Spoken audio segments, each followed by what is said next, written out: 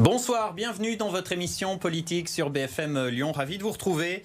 Notre invité ce soir, Andrea Cotarac, c'est le candidat du RN aux élections régionales. Bonsoir. Bonsoir. Bienvenue. Avec nous également Lionel Favreau, notre expert politique. Bonsoir Lionel. Bonsoir Léo, bonsoir. Directeur de la rédaction de Mac de Lyon, magazine qui, on le rappelle, est partenaire de l'émission. On va rappeler votre parcours, Andrea Cotarac. Les grandes lignes, vous étiez le candidat du RN déjà l'an dernier pour les élections métropolitaines à Lyon. Cette fois, vous menez donc la liste aux élections régionales, la région que vous connaissez bien. Vous êtes originaire de Haute-Savoie. Vous avez fait vos études de droit à Lyon 3. Vous êtes un ancien conseiller régional également. À l'époque, c'était sous les couleurs de la France Insoumise. On le rappelle, vous avez quitté le parti de Jean-Luc Mélenchon en 2019 pour rejoindre Marine Le Pen, transfert qui a fait grand bruit, on aura l'occasion d'en reparler. Alors la thématique de votre émission ce soir, on va parler évidemment des élections régionales, on va également parler de la présidentielle. Les régionales vont-elles servir de tremplin au RN en vue de 2022 ? Marine Le Pen se voit déjà présidente, ces régionales sont-elles une étape vers l'accès au pouvoir ? Comment le parti se met en ordre de bataille ? On en parle donc avec Andrea Cotarac, invité de Lyon Politique. D'abord, le Rassemblement national a mis du temps à désigner son candidat en Auvergne-Rhône-Alpes pour ces régionales. Il y a eu une bataille en interne, il y a eu un bras de fer. Pourquoi on vous a choisi, vous ? D'abord, on est quand même, on dit qu'on a mis du temps, mais Najat Vallaud-Belkacem s'est présenté derrière. Le candidat Wauquiez n'est pas encore déclaré, par conséquent, on n'est pas les derniers. Maintenant, je crois que c'est un honneur que m'a fait Marine Le Pen, vu mon parcours, vu ce que je dénonçais il y a 1 an et demi, notamment l'islamo-gauchisme, notamment les attaques sur la laïcité, l'écriture inclusive, bref, tous ces concepts qui divisent les Français. À l'époque, quand je dénonçais ça, quand je suis arrivé au Rassemblement national, tout le monde rigolait. Aujourd'hui, il ne se passe pas un seul jour sans que nous ayons toutes ces thématiques sur le devant de la scène. On l'a encore vu récemment chez vos confrères d'Europe 1, où la présidente de l'UNEF, Mélanie Luce, nous expliquait effectivement qu'il y avait des réunions interdites aux Blancs, qu'il y avait des appels au lynchage à Sciences Po Grenoble. Sur ce thème-là, il y a d'autres politiques, y compris de gauche, comme Manuel Valls, qui sont montés au créneau. Donc c'est pas forcément votre terrain exclusif, mais j'avais quand même une question à vous poser par rapport à votre légitimité. Oui. Aux dernières élections métropolitaines, vous avez fait un score assez médiocre, même par rapport à ce que pouvait faire le Front National à l'époque du Front National, avant le Rassemblement national. Donc est-ce que ça n'a pas été rédhibitoire pour vous choisir ? Première chose, Manuel Valls était Premier ministre. Et il est ensuite parti à Barcelone. Votre confrère vient de vous dire que je suis un enfant de la région. Par conséquent, je crois que Manuel Valls, tant au niveau social, C'était pas pour vous lancer sur Manuel Valls. Il a réformé et détruit le code du travail avec Mme El Khomri, ce que poursuit Emmanuel Macron. Or, Marine Le Pen, elle défend clairement les choses. Donc Manuel Valls n'est certainement pas ma ligne politique. Sur les métropolitaines, c'est assez amusant. Encore une fois, on nous parle de cela. Bon, nous étions au second tour, dans toute la banlieue est et sud, premier point. Et deuxième point, dans ma circonscription, monsieur, il y avait 67 000 inscrits et 50 000 abstentionnistes. Quand on est un commentateur politique, moi, la première chose qui me vient en tête en tant qu'acteur politique, c'est ça. Pourquoi est-ce que les Français désertent les urnes ? Pourquoi est-ce qu'on se donne ce luxe de commenter des élections ? Vous interrogez sur votre score, n'empêche pas de s'interroger sur l'abstention. De participation. C'est-à-dire que vous-même, vous n'avez pas mobilisé vos électeurs. Comment est-ce possible d'avoir un maire de Lyon qui a 80% des Lyonnais qui n'ont pas voté pour lui, et on a un scandale par mois. Donc effectivement, je peux commenter ou expliquer qu'il fallait davantage pousser nos électeurs à aller voter. Là aussi, les enquêtes le prouvent, les électeurs du RN, à 75%, 70% sont ceux qui ont eu le plus de mal à aller voter dans une période de Covid qui, comme vous le savez, a transformé les résultats. Comme vous le savez, dans la loi, il y a 7 jours entre le premier tour et le deuxième tour. Et là, vous avez bien vu comme moi, il y a eu près de 3 mois avec des problèmes économiques, avec des problèmes psychologiques, avec un chaos total et avec une situation qu'on n'a pas rencontrée depuis des années. Donc il me paraît assez ambitieux de commenter avec autant de précision ce score des métropolitaines. Andrea Cotarac, vous nous dites que vous êtes un visionnaire donc sur les sujets qui font l'actu. Est-ce qu'il y a aussi le fait que vous incarnez l'ouverture ? Parce que vous venez de la gauche. Quand on regarde les têtes de liste du RN pour ces régionales, donc il y en a anciens de l'UMP, ex de Debout la France, un issu de la société civile, vous de la gauche. Le message que veut faire passer le RN à 1 an de la présidentielle, c'est un message d'ouverture, de fédérer, de rassembler ? Écoutez, effectivement, j'avais commencé par là, c'est un honneur, et je crois que quand vous analysez les enquêtes successives qui tombent les unes après les autres depuis 2019, vous remarquez que grand nombre d'électeurs, notamment à gauche, voteraient pour Marine Le Pen au premier tour ou reporteraient leur voix sur Marine Le Pen contre Emmanuel Macron. En 2019, c'est 3 sondages successifs qui nous expliquent que 60% des électeurs de la France insoumise voteraient pour Marine Le Pen au second tour. Récemment, un tout dernier sondage est sorti expliquant qu'il y aurait davantage un nombre conséquent de personnes de gauche qui voteraient Marine Le Pen, presque autant que de personnes de droite qui voteraient Marine Le Pen. Vous Donc nous on voit bien. expliquez quoi? Je vous explique simplement qu'aujourd'hui, le clivage n'est plus la gauche contre la droite. Ça, je l'ai compris depuis un certain temps. Marine Le Pen en parle depuis longtemps. Il y a aujourd'hui les mondialistes face aux localistes, face aux nationaux, face aux patriotes. Et ces enquêtes et ces têtes de liste du Rassemblement national prouvent que Marine Le Pen a réussi à incarner ce grand rassemblement avec un Thierry Mariani, ancien ministre sarkozyste, dans le PACA. Mais il y a aussi des sondages. Il y a aussi avec des, Monsieur Juvin. Il y a aussi des sondages qui vous donnent perdant au second tour de la présidentielle, si vous voulez, face à, par exemple, à Xavier Bertrand. Donc est-ce que, si vous oui, me permettez de vous poser une question jusqu'au bout, il y a un chercheur en sciences politiques dans les années 90 qui avait dit du Front National, c'est une force électorale, donc une force électorale qui fait du score au premier tour, qui demeure impuissante. Est-ce que le Rassemblement national peut sortir de cette logique? On le voit dans ces enquêtes. Alors je ne vous dis pas que Marine Le Pen a gagné. Je pense que toutes les hypothèses sont ouvertes. Je pense qu'on rentre dans une période encore une fois inédite sur le recul des libertés. On parle aujourd'hui de reconfinement avec, moi je le dis, une catastrophe probablement psychologique, avec probablement des suicides, avec des étudiants qui n'arrivent plus à manger, avec des restaurateurs qui sont en train de couler. Donc effectivement on rentre dans une situation inédite dont il est difficile, comme vous l'avez dit, de prévoir aujourd'hui les résultats. Maintenant, ce qui est certain, c'est que ce score de 47-48% de Marine Le Pen au second tour est largement encourageant, puisque même au niveau des enquêtes, ça paraît assez inédit. Donc effectivement, on se met en ordre de bataille pour faire ce gouvernement d'union nationale derrière Marine Le Pen. C'est ce dont elle appelle de ses voeux. Ah ben justement, on va l'écouter, Marine Le Pen, invitée il y a quelques jours de BFM TV. Elle se voit déjà présidente. Ce que je dis, c'est que je pense que je vais gagner l'élection présidentielle. Et qu'il est de mon immense responsabilité de rassurer les Français. Les Français ont entendu beaucoup de choses sur moi, souvent des choses fausses, souvent une description caricaturale. Et il me reste 1 an pour leur expliquer exactement ce que je compte faire. Et je veux qu'ils soient rassurés parce que je pense profondément que le projet que je porte est un projet non seulement raisonnable, mais c'est un projet qui va redonner du sens à la politique. Et surtout qui va redonner du lien au peuple français. Donc cette campagne des régionales pour le RN, elle va servir de rampe de lancement pour Marine Le Pen qui aura sa revanche sur Emmanuel Macron, vous pensez? D'abord, les élections régionales, c'est d'abord et avant tout pour les Rhône-Alpins et les Auvergnats, en ce qui me concerne. Maintenant, ce que dit Marine Le Pen, je suis bien placé pour en parler. Il y a beaucoup de choses qui ont été dites sur Marine Le Pen, et je viens de la gauche, donc je peux en parler. Elle est raciste, elle est islamophobe, elle est ceci ou elle est cela. Je peux vous le dire ici très clairement, Marine Le Pen n'est rien de tout cela. Et si elle a autant de gens de droite et de gauche qui s'apprêtent à voter pour elle, c'est tout simplement, je peux vous le dire, c'est qu'aujourd'hui, c'est elle qui défend la République, c'est elle qui défend l'unité de la nation face au racialisme, c'est elle qui défend le social, le liant, elle vient d'en parler. La vie des territoires. Votre pari électoral, c'est que cette fois-ci, il n'y aurait pas de barrage de front républicain pour face au Front National au second tour, face au Rassemblement National. Je pense que Marine Le Pen est celle qui défend le mieux la République. Par conséquent, aujourd'hui, il me paraît très compliqué de faire un front républicain ou prétendu républicain face à elle. Ça me paraît être une évidence. Et puis, vous avez vu vos confrères, notamment de Libération, qui résument les choses. Si vous faites un barrage à Marine Le Pen, qu'est-ce que vous votez pour qui? Pour un libéral qui va être ensuite celui qui va être un rouleau compresseur au niveau social. La gauche l'a compris, donc beaucoup reportent sur Marine Le Pen. Les autres, à mon avis, s'abstiendront. Il y a d'autres études qui ne disent pas la même chose. Je ne sais pas, lesquelles? Notamment celle, on voit un front républicain autour de Xavier Bertrand, par exemple. On verra. Vous pouvez commenter que les sondages qui sont en votre faveur. Non, mais l'avantage, c'est qu'aujourd'hui, à l'époque, on ne savait pas qui était Emmanuel Macron. C'était un ministre de François Hollande, encore faut-il le rappeler.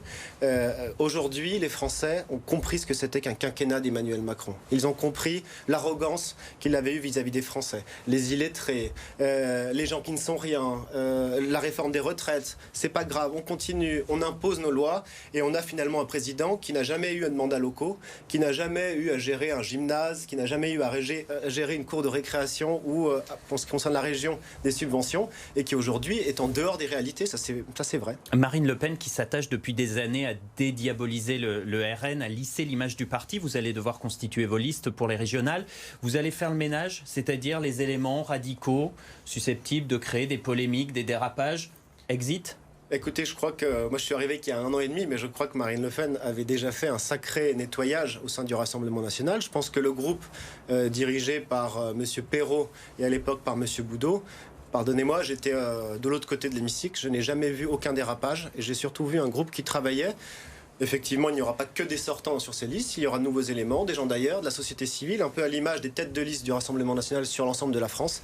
Et je pense qu'on a de grandes ambitions pour cette région. On parle de Laurent Wauquiez, c'est le favori pour ce scrutin, l'actuel président qui sera candidat à sa réélection, même si ce n'est pas officiel. Son bilan ? Écoutez, Laurent Wauquiez, c'est une personne intelligente, qui a une bonne communication. Maintenant, c'est une évidence, c'est qu'il se sert, et vous l'avez vu avec cette polémique de Mediapart, il se sert de la région pour servir à la fois son fief électoral et ses ambitions présidentielles. Ça paraît évident. Nous, en ce qui nous concerne, on va privilégier, on va faire une région qui fait le pari de la proximité, une région qui va travailler pour les Rhône-Alpins et pour les Auvergnats, et en aucun cas pour des ambitions présidentielles ou qu'un quelconque fief électoral. J'imagine qu'on va en parler juste après. On parle souvent de Laurent Wauquiez, y compris, j'imagine, quand vous étiez à gauche, comme quelqu'un identifié à droite dure. Est-ce que ça ne réduit pas de facto votre espace électoral ? Non, d'abord, puisque vous êtes un commentateur assidu et notamment vous avez eu à suivre les élections régionales, vous avez remarqué que Laurent Wauquiez a scellé une alliance avec le fondateur de La République En Marche qui s'appelle Gérard Collomb. Il a poussé pour des alliances LR, LREM. Et le parti des LR que M. Wauquiez présidait... Vous parlez des métropolitaines, a fait des pas alliances, des régionales. Évidemment. Oui, mais ce sont les mêmes personnes. Laurent Wauquiez était aussi président des LR. Vous avez vu que dans le PACA, les LR et les LREM vont aussi faire alliance. Vous avez vu un peu partout, finalement, que ces deux partis, c'est l'alliance. Par conséquent, Laurent Wauquiez est aujourd'hui dans ce que j'appelle le nouveau clivage. Il y a les mondialistes derrière Emmanuel Macron et il y a les patriotes derrière Marine Le Pen. Monsieur Wauquiez, en scellant des alliances avec La République En Marche, se trouve clairement dans le côté mondialiste. Et pour parler du fond, concrètement, sur quel dossier, par exemple, vous êtes en désaccord foncièrement avec lui ? Écoutez, c'est assez simple. Prenez le cas des transports, par exemple. Moi, je viens tout à l'heure de Grenoble. Quand je vais à Clermont-Ferrand, je prends ma voiture. Pourquoi est-ce que je prendrais ma voiture ? Je suis profondément écologiste, mais parce qu'en voiture ça met 1h52 et qu'en train ça met plus de 2 heures. 2h05 jusqu'à 2h40, 46 parfois. Laurent Wauquiez, c'est le premier président de la région Auvergne, Rhône-Alpes. La première des choses, j'imagine, quand il y a une fusion, c'est d'abord de rassembler les deux capitales, Clermont-Ferrand et Lyon. Ça n'a pas été fait. Il a préféré investir dans le Lyon-Turin ou le Lyon-Milan. Nous, par exemple, là-dessus, il y a une différence philosophique. On va prioriser sur les déplacements de proximité, sur les déplacements domicile-travail, Lyon-Saint-Étienne, sur un développement harmonieux entre les villes, les villages, les métropoles. Est-ce que vos élus ont fait le job en tant qu'opposants ? On n'a pas l'impression d'avoir beaucoup entendu, presque plus entendu que le PS. Vos élus du Rassemblement national ? Oui. Est-ce qu'ils ont un bilan d'opposants ? Vous parlez de l'affaire des subventions, Est-ce que c'est pas eux qui l'ont levé ? Les élus du Rassemblement national ont fait leur travail. On est en train de faire justement un bilan de ce qu'ils ont fait. On est en train de monter notre programme. Et je crois que notre région se fera entendre si nous l'emportons et que notre groupe sera travailler et mettre en avant justement cette philosophie de la proximité, cette philosophie du développement harmonieux, cette philosophie d'une région finalement qui protège tant sur la sécurité, nos entreprises, nos terroirs, nos savoir-faire, nos produits et notre identité locale. Andrea Cotarac, vous contestez notamment la politique de Laurent Wauquiez sur l'immigration. Mais j'ai envie de vous dire, avec la pandémie, les flux migratoires ont baissé drastiquement. Ça va quand même rester un thème de votre campagne, ça, les migrants ? Mais écoutez, vous vous trompez, puisqu'il y a d'abord une répartition des migrants à l'échelle nationale, et c'est la région Auvergne-Rhône-Alpes qui va en recevoir le plus. Premier point. Moins 40%, les demandes d'asile. Plus 16 en Auvergne-Rhône-Alpes de migrants. Maintenant, non, mais Laurent Wauquiez, c'est finalement le symbole des Républicains. Le matin, Laurent Wauquiez peut avoir le verbe haut et le verbe fort contre l'immigration.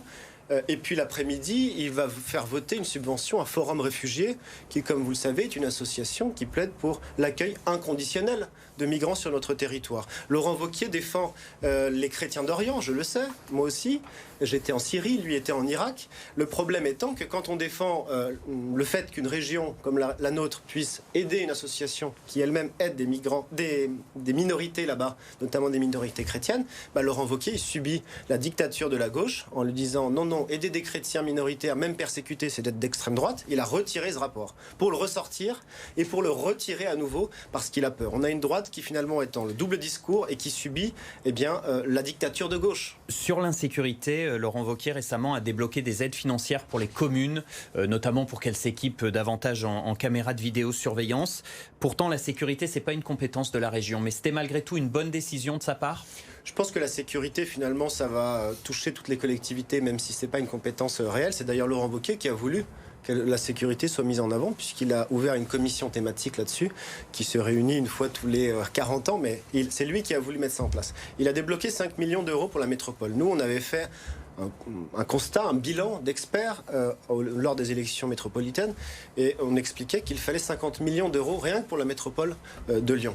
Maintenant, ce que je constate aussi, c'est une forme de clientélisme de la part de Laurent Wauquiez, puisqu'il a fait une réunion récemment avec les maires de la métropole de Lyon, eu égard à la sécurité, et j'ai constaté notamment que le maire de Givors n'avait pas été invité, puis presque expulsé, ou en tout cas retiré de cette réunion. Moi, je ne partage pas du tout ce que peut penser... Est-ce qu'il n'a pas pris votre thème, puisqu'il a agi sur les lycées, dans les trains ? Je ne partage pas du tout. Non, mais attendez, si on veut agir sur la sécurité, il faut réunir tous les acteurs. Quand on voit que Laurent Wauquiez choisit les maires qu'il veut inviter, il y a un réel problème. Moi, je ne partage pas ce que peut penser M. Boudjelaba, le maire de Givors. En revanche, il y a des problèmes de sécurité là-bas, et je considère que Laurent Wauquiez ne peut pas, d'un revers de main, enlever les habitants de la méthode, mais mairie de Givors. En termes de décision, qu'est-ce que vous auriez fait de mieux ? Écoutez, je les attends.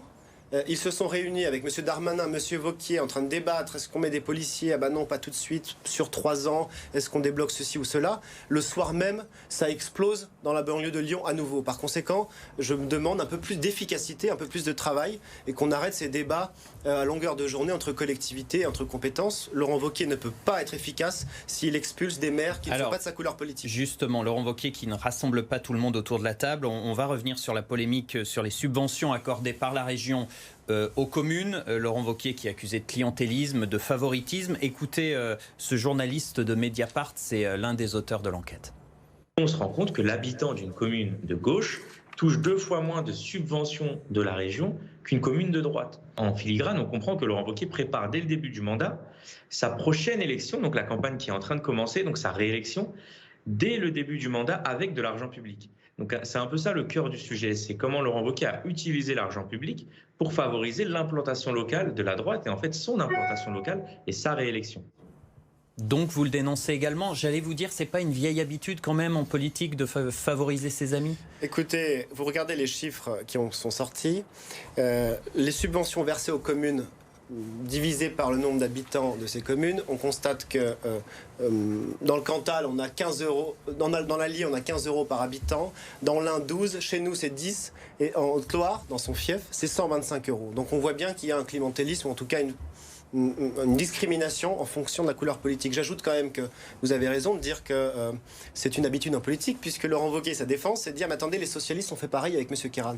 Ben, moi, je dénonce complètement ce système. Je pense qu'on ne peut pas mener une politique publique, on ne peut pas mener une politique régionale en fonction de la couleur politique d'un village ou d'un citoyen. On vous entend sur la lutte contre l'insécurité, on vous entend sur la lutte contre l'immigration clandestine notamment. La gauche, elle, attaque Laurent Wauquiez sur son bilan, sur la formation professionnelle, et là, pour le coup, c'est une vraie compétence de la région. Le budget a dégringolé pour la formation.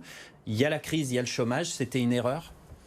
Écoutez, je ne suis pas conseiller de la gauche, elle fait bien ce qu'elle veut. Maintenant, vous dites que l'immigration n'est pas une compétence, la sécurité n'est pas une compétence. Je ne suis pas pour diviser les choses comme ça par collectivité.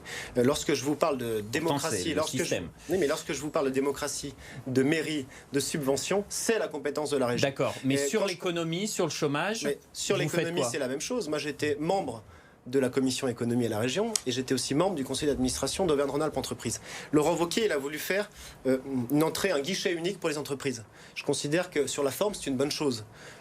On a de multiples organismes, un chef d'entreprise ne peut pas s'adresser à tous les organismes. Un guichet unique, c'était quelque chose d'intéressant. Maintenant, je pense qu'il n'y a pas de vision. Laurent Wauquiez nous explique à chaque fois qu'il faut chasser en meute, aller chercher des marchés à l'étranger. Très bien, mais regardons la situation actuelle avec le Covid. Moi, je suis favorable pour aider des entreprises sur notre territoire, pour aider des entrepreneurs sur notre territoire. On a des Français qui ont énormément d'idées, qui sont très ingénieux. Malheureusement, ils ne rencontrent pas les acteurs qu'il faut sur un territoire donné, en fonction de besoins dans les territoires et sur les départements. C'est ça qu'on va promouvoir. C'est une région qui fait le défi de la proximité, et c'est une région qui protège les salariés et les entreprises. Ça nous amène sur la thématique de l'environnement, avec cette polémique qu'il y a à Lyon avec les menus sans viande dans les cantines scolaires. Mesures provisoires liées au protocole sanitaire. Vous en pensez quoi ? D'abord, je pense que la raison est complètement bidon. On nous explique que c'est à cause du Covid. C'est assez étonnant. C'est que la ville de Lyon est la seule à nous expliquer et à faire ça en fonction du Covid. C'est assez étonnant. Deuxièmement, moi j'ai lancé le mouvement localiste avec Hervé Juvin. Je vais vous démontrer que c'est une catastrophe écologique cette décision. Parce qu'on écarte les filières locales d'élevage pour aller piller les mers et les océans, dont les associations écologistes elles-mêmes nous expliquent que c'est ce qu'il ne faut surtout pas faire. C'est ce que fait le maire de Lyon. Il écarte les filières locales, de bœuf notamment. Et en même temps, puisque vous suivez l'actualité lyonnaise, vous savez qu'ils ont lancé un programme alimentaire territorial avec des accompagnements de filières, y compris bovines, dans les Monts d'Or, très concrètement. Juste un point. Oui, mais il faut avoir une philosophie. Quand on nous explique qu'on est écologiste, qu'on écarte les filières bovines pour aller chercher du poisson, déjà ça n'a aucun sens écologique, ça n'a aucun sens social. Parce que moi j'ai travaillé à Vénissieux, j'ai travaillé dans plusieurs territoires où il y avait des personnes qui étaient modestes, qui n'avaient pas assez d'argent. Eh bien les parents nous disaient, je sais que c'est à la cantine que mon enfant mange de la viande, le soir c'est une salade. Ça peut être de la viande industrielle aussi. Et troisièmement, c'est une catastrophe démocratique. Les écologistes nous parlent souvent de démocratie, de concertation. Ils ont appliqué cette mesure sans concerter personne, ni les familles, ni les agents territoriaux, ni les cantines. Vous l'avez critiqué quand c'était Collomb l'an dernier ? Mais moi, je critiquerai toujours ce genre de décision. Parce qu'avec Europe Écologie, on a un scandale par mois. C'est quand même plus simple que lorsque c'était Gérard Collomb. On a eu un refus de la patrouille de France de survoler Lyon au mois de juillet. On a eu les sapins de Noël. On a l'obligation de l'écriture inclusive dans les dossiers. On a le budget genré. Bref, tous les jours, on a un scandale. Et moi, mon plus grand problème, et j'en finirai là-dessus, moi, ce qui m'inquiète le plus, c'est qu'Europe Écologie Les Verts est en train de faire détester l'écologie aux Français. Mais les écologistes, vous les mettez dans quelle case ? Parce que pour le coup, ils sont pour les filières courtes, les circuits courts. Ils sont pour relocaliser l'économie. Donc ils ne sont pas les mondialistes dont vous parliez tout à l'heure ? Un petit peu, et je suis bien placé pour en parler puisque je suis au Parlement européen.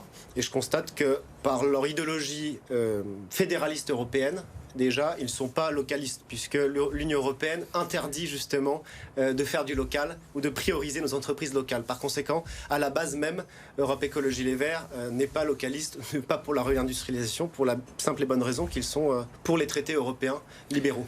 Rapidement, la question des internautes, puisque vous le savez, vous pouvez participer à l'émission en posant une question à notre invité via les réseaux sociaux de BFM Lyon. Regardez, les écologistes réclament la fermeture de la centrale nucléaire du Bugey près de Lyon, l'une des plus vieilles de France. Pour ou contre ? Contre. Parce que je ne veux pas de centrale à charbon avec plus de rejet de gaz de CO2 dans la région lyonnaise. Je pense que l'air est suffisamment pollué. Donc le nucléaire, on ne peut pas s'en passer. Pour rajouter justement une centrale à charbon à côté de notre métropole. Mais il y a d'autres façons de produire l'énergie.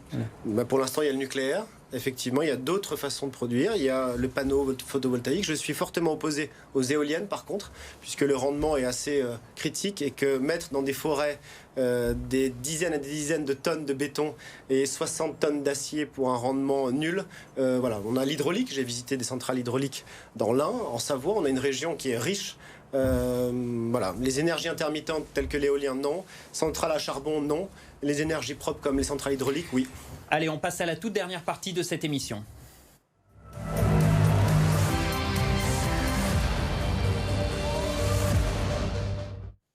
Les questions sans tabou avec des réponses courtes du tac au tac. Première question avec Lionel. Voilà, si c'est vous, le Rassemblement national est toujours classé à l'extrême droite. C'est un positionnement que vous assumez ou qui vous agace ? Je pense que c'est un positionnement et un esprit totalement faux.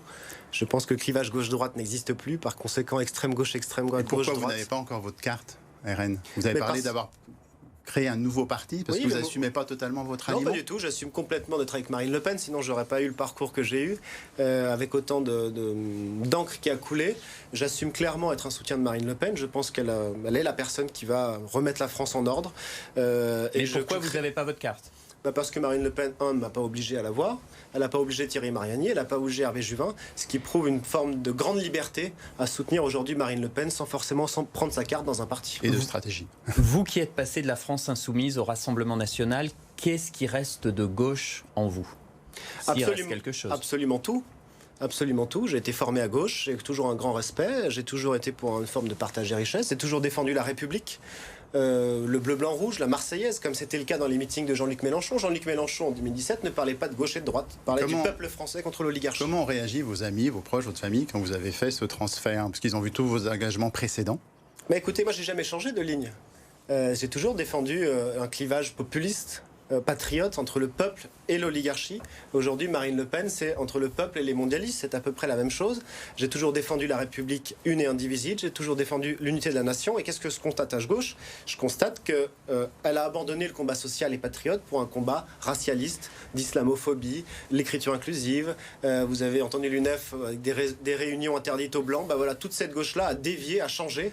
Et les gens de gauche, me soutiennent puisque je les ai régulièrement au téléphone. Andréa Cotarac, votre nom de famille laisse entendre des origines étrangères. Est-ce que c'est pas paradoxal d'être au RN et en même temps d'être issu de l'immigration? Jordan Bardella, Jean Messia, Andréa Cotarac. Mais est-ce que c'est pas paradoxal? Pas du tout, monsieur. Mais ça, c'est aussi une caricature énorme. Moi, quand je travaillais à Vénissieux, quand je vais voir des gens, notamment dans la banlieue, qui sont d'origine étrangère, ils me soutiennent. Et vous verrez, la semaine prochaine aussi, j'irai à Grenoble, vous verrez que ce sont des gens d'origine étrangère. Mais si on avait fermé les frontières, vous seriez peut-être pas là. Ce seront des gens qui sont patriotes, qui aiment leur patrie. Il ne suffit pas d'être blond aux yeux bleus pour aimer la République et l'indivisibilité, la laïcité. Aujourd'hui, il y a ceux qui défendent la République aux côtés de Marine. Vous avez parlé à plusieurs reprises de Marine Le Pen, mais on vous avait dit plutôt proche de Marion, maréchal Le Pen. Donc du coup, comment vous gérez cette tension? Je gère aucune tension. Vous avez vu que Marine Le Pen propose même à Marion d'être ministre de ce gouvernement d'union nationale. Moi, c'est incontestablement Marine Le Pen et c'est la ligne qu'elle a eue, une ligne sociale, patriote, qui m'a fait venir. Il n'empêche que Marion Maréchal a engagé une bataille culturelle avec son école. Elle est en dehors du politique. Donc moi, je suis un soldat de Marine Le Pen. Très bien, merci. Ce sera le mot de la fin. Merci d'avoir été notre invité, Andréa Cotarac. Merci Lionel. Bonsoir. Merci à vous d'avoir suivi l'émission et rendez-vous donc jeudi prochain pour un nouveau Lyon Politique.